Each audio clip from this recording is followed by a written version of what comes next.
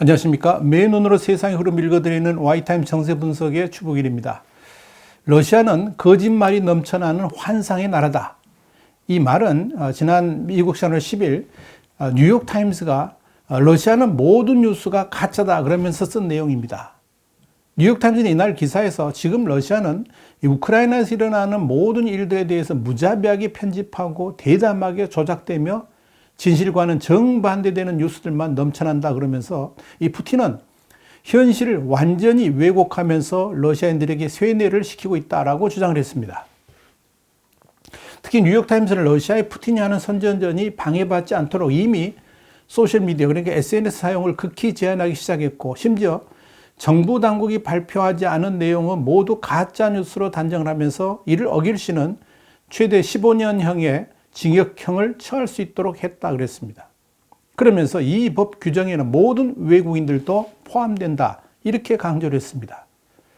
뉴욕타임스는 이어서 대표적인 푸틴의 거짓말로 우크라이나 침공에 대해서 전쟁이라는 용어를 사용하지 않고 특별 군사작전이라고 부르는 것이다 이렇게 말하면서 만약 우크라이나 사태를 전쟁이라고 부르면 이건 모두 가짜뉴스로 취급된다라고 지적을 했습니다. 뉴욕타임스는 또 푸틴은 러시아 국영항공사인 아에로플로트 여성 기장과 승무원들과의 면담에서 러시아에 의한 우크라이나 도시 파괴를 전혀 인정하지 않았고 우크라이나에서 이 민간인의 사망이 있었다는 사실도 전면 부인했다 그랬습니다. 그러면서 이 푸틴은 우크라이나의 젤렌스키 정부를 나치 집단이라고 표현했는데 러시아의 국영TV는 이런 푸틴의 발언을 암묵적으로 지원하기 위해서 실제로 과거 독일 나치의 흑벽 영상을 수시로 보여주고 있다. 이렇게 전했습니다. 자, 그러다 보니까 이 러시아인들은 실제로 이 우크라이나에서 전쟁이 일어나고 있다는 사실을 어떻게 보면 전쟁 그 자체를 아예 믿지 않고 있고요. 우크라이나의 지인들로부터 현재 참상을 전해 들으면 그런 내용들이 모두 거짓이라고 믿고 있다. 이렇게 영국의 더 타임스가 보도한 내용을 뉴욕타임스가 인용해서 또 보도를 한 겁니다. 자, 어떤 거짓말, 어떤 가짜뉴스가 있을까요? 첫 번째 가짜뉴스는 러시아가 우크라이나의 민간인들을 공격한 적이 없다라고 주장하는 겁니다. 이미 러시아가 우크라이나의 민간인 건물을 폭격했고 또 이런 일들이 많았죠. 전쟁 범죄를 저지르고 있는 정황이 지금 속속 드러나고 있습니다만은 이 러시아는 모든 의혹을 완강하게 부인하고 있습니다. 러시아는 오히려 우크라이나가 자작극으로 민간 건물을 공격하고 있다. 또 민간인을 인간 방패로 삼는다. 이렇게 주장을 하는가 하면 원자로를 스스로 파괴하려 했다. 이런 좀채 믿기 어려운 주장도 펼치고 있습니다. 한 예로 러시아 당국이 9일 우크라이나 남부 마리우폴시 산부인과 병원을 폭격하면서 어린이를 포함해 가지고 3명이 숨지고 17명이 다쳤는데요.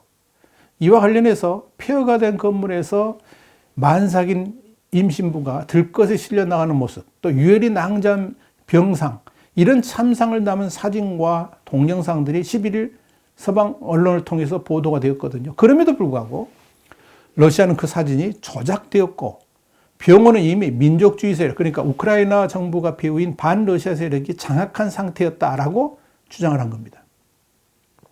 결국 폭격으로 인한 민간인 피해는 발생하지 않았다라고 끝까지 우기고 있는 겁니다. 또한 러시아가 우크라이나 북부의 하르키우, 그러니까 러시아 말로는 하리코프라고 그러죠. 이 하르키우에 대대적인 포격을 가하면서 민간인들이 숨졌는데 러시아는 우크라이나군이 자작극을 벌인 것이라고 주장을 했습니다. 러시아는 그러면서 자신들은 오직 정밀 무기로 군사시설만을 공격하고 있을 뿐 민간시설은 공격한 적이 없다. 이렇게 강력하게 반박을 하고 있는 겁니다.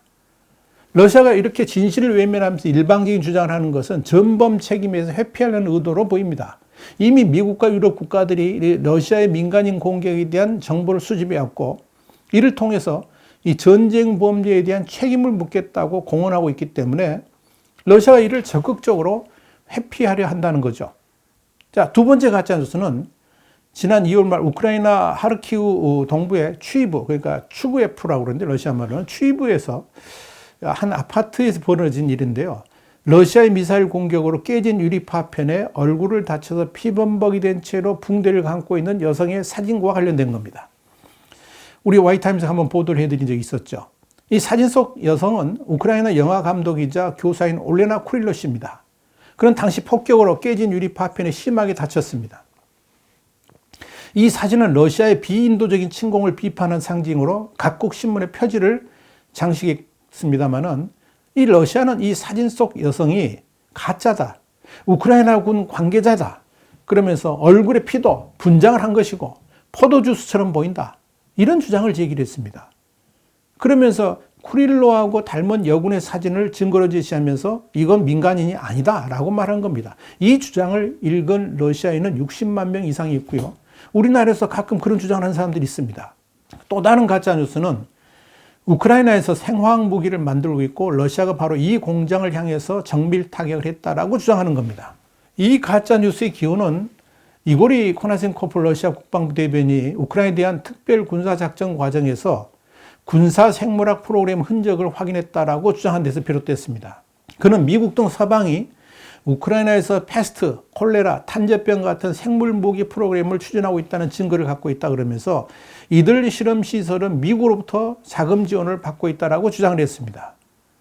이런 러시아의 주장에 대해서 중국도 거들었는데요. 자루제 중국 외교부 대변인은 8일 미국의 우크라이나 생물 실험실이 각계의 관심을 불러일으키고 있다, 이렇게 말하면서 미국은 실험실에 어떤 바이러스가 저장돼 있고 어떤 연구를 했는지 구체적인 상황을 밝혀야 된다라고 주장을 했습니다.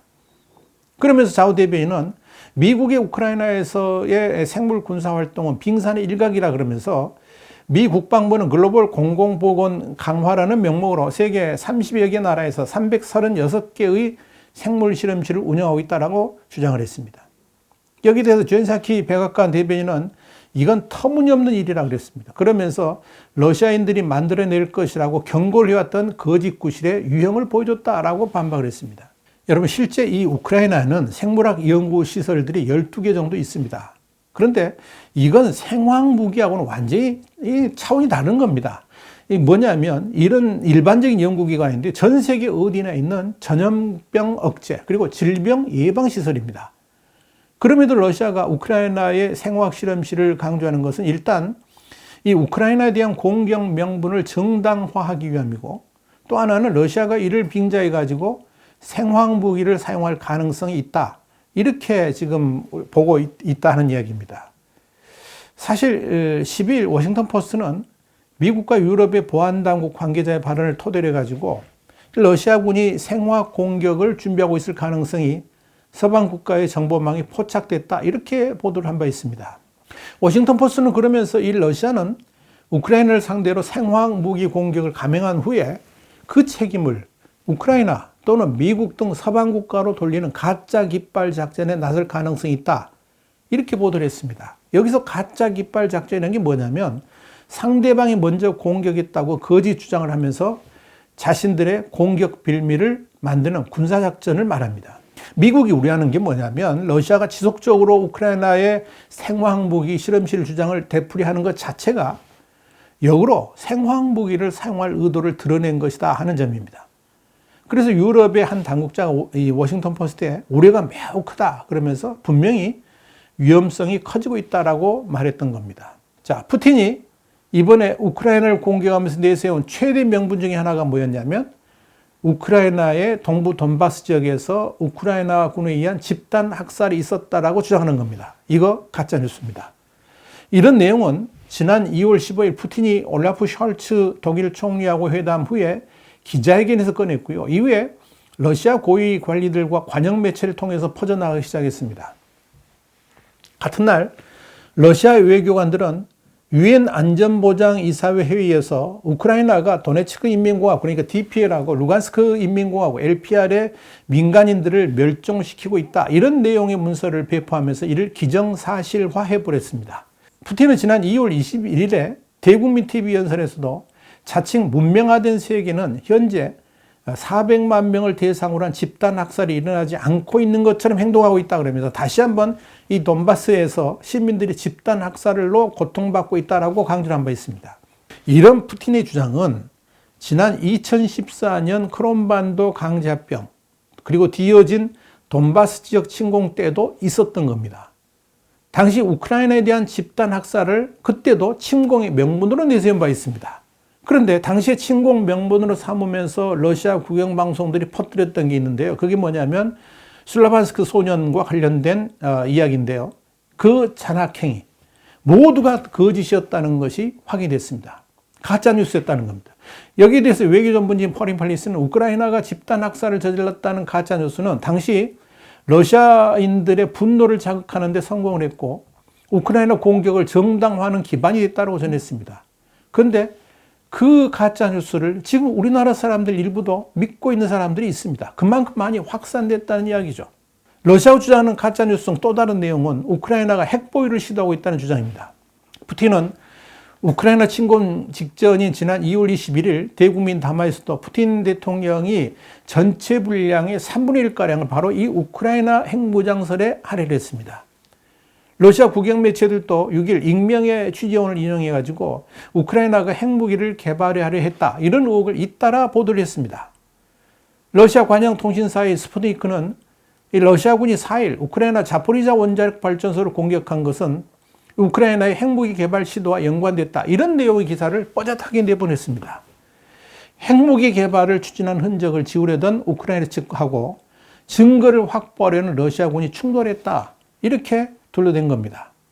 이 통신사는 우크라이나 정부가 폐허가 된 체르노빌 원전의 방사성 물질을 이용해가지고 이른바 더러운 폭탄을 만들려고 했다 그러면서 우크라이나 측의 파괴 공작원, 정찰 집단과 러시아군의 충돌은 분명 이와 관련됐을 것이다, 이렇게 보도를 했습니다. 그러면서 자포리자 원전 단지에 불이 난 것도 이런 증거를 우크라이나 당국이 지우려면서 벌어진 일이다라고 말을 했습니다.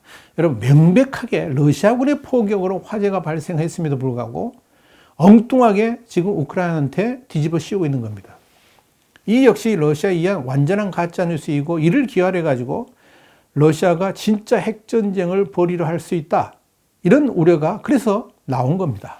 자, 여러분, 이 외에도 러시아에서 넘쳐나는 가짜뉴스는 굉장히 많습니다. 중요한 것은 러시아가 거짓 정보를 퍼뜨리는 선전전은 국제사회에서는 안 통할지 몰라도 이 러시아 자국 내에서는 전쟁의 정당성을 확보하는 등의 효과를 내고 있다, 이런 이야기입니다. 뉴욕타임스의 보도 내용이 그렇습니다. 그러면서 러시아 당국은 자신들이 이해한 가짜뉴스 외에도 다른 진실을 담은 소식들이 러시아 내에 퍼지는 것을 막기 위해서 서구의 주요 언론들 모두를 완전히 차단을 했습니다. 그리고 외신 기자들이 러시아의 뜻과 다른 기사를 전송한다 그러면 체포하겠다, 이렇게 위협을 했습니다. 이 때문에 서구 언론들이 줄줄이 러시아를 떠나기도 했습니다. 이렇게 러시아 언론들이 러시아 국내뿐 아니라 다른 나라에서도 말도 안 되는 가짜 뉴스를 퍼뜨리니까 유럽을 비롯한 국가들도 러시아의 언론들에 대해서 차단 조치를 하게 된 겁니다. 자국민뿐만 아니라 세계인들을 대상으로 선전선동하려고 하고 있기 때문에 그런 겁니다. 진실이 아닌 거짓이 세상을 이긴 적은 없습니다. 또한 가짜뉴스는 보이지 않는 폭력입니다. 그렇기 때문에 가짜뉴스를 통해서 국민을 세뇌시키는 것은 지독한 범죄 행위라고 말할 수 있을 겁니다. 그런 푸틴의 러시아를 역사는 반드시 심판하게 될 것입니다. 와이타임 정세 분석이었습니다. 다음 시간에 다시 뵙겠습니다. 감사합니다.